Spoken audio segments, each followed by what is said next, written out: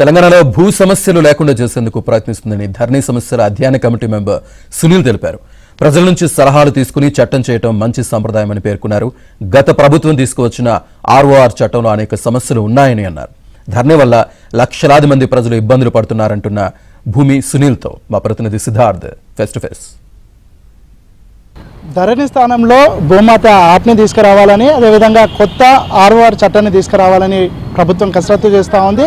దీనికి అన్ని రాజకీయ పార్టీల నుంచి సలహాలు సూచనలు తీసుకోవడానికి సిద్ధంగా ఉన్నట్లు కూడా ప్రభుత్వం తెలిపింది. అసలు కొత్త చట్టం ఏ విధంగా ఉండబోతుంది మనతో మాట్లాడడానికి భూ సంబంధిత విషయాలపైన ఎక్స్పర్ట్గా ఉన్నటువంటి భూమి సునీల్ మనతో ఉన్నారు. ఆయనతో మాట్లాడదాం. సార్, గతంలో ఉన్నటువంటి విధానంలో ఉన్నటువంటి లోపాలేంటి, కొత్తగా తీసుకొచ్చేటువంటి దాంట్లో ప్రజలకు ఉపయోగపడే అంశాలేంటి?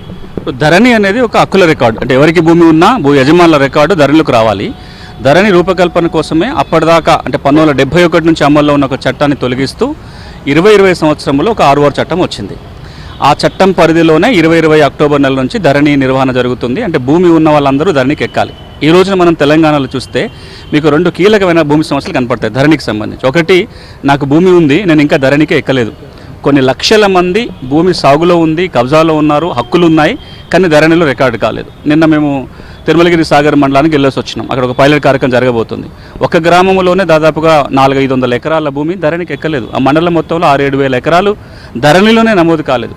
రాష్ట్ర వ్యాప్తంగా దాదాపు ఒక 10-15 లక్షల ఎకరాలు ధరణికి ఎక్కలేదని మనకు లెక్కలు చెప్తున్నాయి. రెండోది, నాకు ధరణికి ఎక్కింది, పాస్ పుస్తకాలు వచ్చినాయి, కానీ బోర్డు చిక్కులు ఉన్నాయి.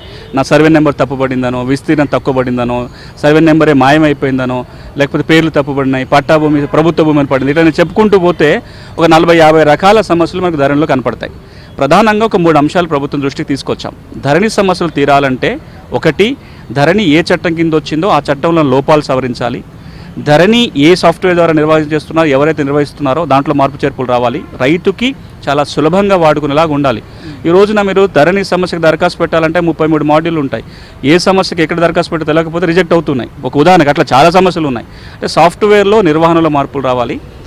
రెవెన్యూ యంత్రాంగాన్ని కూడా పటిష్టం చేయాలి. ఎంత మంత్రి చట్టం ఉన్నా కింద నుంచి కనుక యంత్రాంగం లేకపోతే కష్టమవుతుందని. ఈ 3 సంస్కరణలో ఒక ప్రధాన సంస్కరణ చట్టం మారటం. ఈ రోజున అదే జరుగుతుంది. ప్రభుత్వం ఏం చేసింది అంటే 2020లో ఉన్న చట్టాలని, ఆ చట్టంలో లోపాలను సవరిస్తూ కొత్త చట్టం తయారు చేసింది. అది వెంటనే అసెంబ్లీలో పెట్టి చట్టం చేసుకోవడం కాకుండా ప్రజల్లో చర్చకు ఉంచారు. ఎందుకంటే ఎవరి కోసం అయితే చట్టం రాబోతుందో వారి సూచనల కోసం ఒక 21 రోజుల పాటు ఈ ముసాయిదా చట్టం తెలుగులో, ఇంగ్లీష్లో, ఉర్దూలో తయారు చేసి ప్రజల అభిప్రాయం కోసం ఉంచారు. ఇప్పుడు మధ్యలో అదే చర్చ జరుగుతుంది. ఈరోజు జరుగుతున్న చర్చ కూడా ఆ ముసాయిదాలో ఏముంది, ఇంకేమన్నా మార్పు చేర్పులకు అవకాశం ఉందని ఒక చర్చ. సార్, గత ప్రభుత్వము ఎంతో ప్రతిష్టాత్మకంగా ధరణిని తీసుకుంది. అయినా ఇన్ని లోపాలు ఎందుకు జరిగినాయి? అంటే అధికారుల లోపమా, ప్రభుత్వం వాంటెడ్గా చేసిందా, అసలు ఎక్కడ లోపం జరిగింది? మీరు చట్టంలో లోపాలు కనుక చూస్తే అప్పీల్కి అవకాశం లేదు. రికార్డులు ఏ సవరణ చేయాలన్నా కోర్టుకు వెళ్ళాలి. సాదాబైనామా దరఖాస్తులు 10 లక్షలు తీసుకున్నారు, కానీ పరిష్కారానికి చట్టంలో నియమం లేదు. అట్లా నేను చెప్పుకుంటూ పోతే ఆ చట్టంలో కొన్ని రకాల మ్యూటేషన్స్కి అవకాశమే లేదు. ఇవన్నీ కారణాల వల్ల, చట్టంలో లోపాలు, సాఫ్ట్వేర్లో లోపాలు, యంత్రాంగంలో ఉన్న తప్పుల వల్ల ఆ సమస్యలన్నీ పేరుకుపోయినాయి. ఇప్పుడు వాటిని ఒక్కొక్కటిగా పరిష్కారం చేసే దశ. ఈ రోజున మాత్రం చట్టాన్ని సంస్కరించే ప్రయత్నం జరుగుతుంది. సార్, మీరు చాలా రోజులుగా యాక్టివిస్ట్గా ఉన్నారు, ఒక అడ్వకేట్గా ఉన్నారు, భూమి సమస్యలకు సంబంధించి చాలా అధ్యయనం చేశారు. ఇట్లా ప్రభుత్వం ఏకపక్షంగా నిర్ణయాలు తీసుకోవడానికంటే భిన్నంగా ఇట్లా ప్రజల నుంచి, ప్రతిపక్షాల నుంచి ఐడియాస్ని కానీ, వాళ్ళ సలహాలు కానీ, సూచనలు కానీ తీసుకోవడాన్ని ఎట్లా చూస్తారు? ఈ నిర్ణయం తీసుకున్న మీటింగ్లో కూడా నేను ఉన్నాను. అంటే ఆ ముసాయిదా ఏం చేయాలన్నప్పుడు గౌరవ ముఖ్యమంత్రి గారు ముందుగా మాట అన్నది, తర్వాత రెవెన్యూ మంత్రి గారు కూడా చట్టం మనం తయారు చేయడం కాదు, దీన్ని ప్రజలకే పంపుదాము, అలా ప్రజల్లో చర్చకు పెడితే మంచి ఏది ఉంటే తీసుకుందామన్నారు. వారు అసెంబ్లీలో కూడా ఒక మాట అన్నారు, ఎవరు చెప్పినా సలహాలు తీసుకుంటాం, గత మంచి ఏది ఉంటే తీసుకుంటాము, సలహాలు ఎవరు చెప్పినా తీసుకుంటాం, మాకు బేషజా లేదన్నారు. నిజంగానే ప్రభుత్వం అట్లా కనుక చేస్తే ఈ ఆర్ఓఆర్ ముసాయిదా ఏదైతే చట్టం అయితే నిజంగానే ఒక గొప్ప చట్టం అవుతుంది, రైతుల సమస్యలను పరిష్కరించే చట్టంగా నిలిచిపోతుంది. ధరణిని తొలగిస్తేనే ఈ సమస్యలన్నిటికీ ఒక పరిష్కార మార్గం లభిస్తుందని గత కాంగ్రెస్ పదే చెప్తా ఉంది. దాంట్లో భాగంగానే ఒక మెటీరియలైజ్ అయితే అవుతా ఉంది.